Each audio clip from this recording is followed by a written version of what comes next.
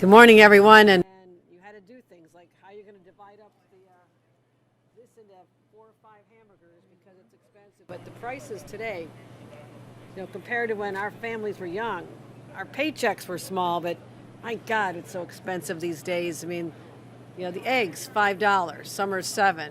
The gallon of milk, and for most families, you can go through a gallon of milk so quickly, it's another $5. It just keeps adding up and up and up. And as a mom and someone who did all the family shopping and had to go to discount stores to pile up a big grocery cart with oversized packages of paper towels and toilet paper and Cheerios, just hoping they would last as long as possible before I had to go back there again. I have a real innate feel for what families are going through right here in the great state of New York. And it's too much.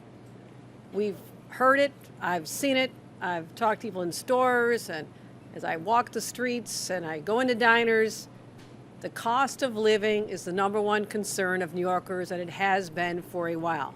We have many affordability initiatives that we launched over the summer. We've been talking about this, trying to put more money back in people's pockets when they're going back to school shopping, covering their home heating bills, trying to give more money for parents to give their kids that food in the summertime when they don't have the school lunches and breakfasts.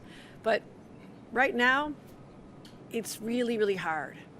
And so, because inflation has been so high, it actually resulted in something we didn't foresee when we were doing our budgeting, is $3 million more that was collected over the last few years, unexpected, and it's all because New Yorkers paid more for everyday products.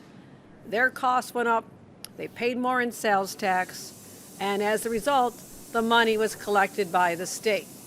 So, here we go. That money can stay in the state, or it can go back to New Yorkers. I'm on the side of New Yorkers. People like Sally and her grandson and others, and he's going to feed a family of 13 over the holidays. I want to help them directly. So what I'm proposing is returning that $3 billion in inflation surplus, inflation sales tax surplus, and saying we have about 8.5 million families,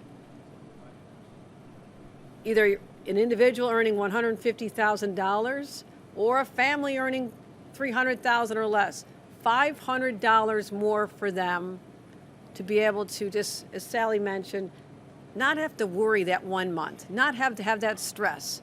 And I'm going to work hard to get this through the legislature, get it passed, get it signed into law with my budget, and then we'll be looking at the returns that come out this upcoming spring and sending out checks as soon as we can. So Sally, I want to just ask you if you have any thoughts on what that would do for a family like yours. You have worked so hard. You're a school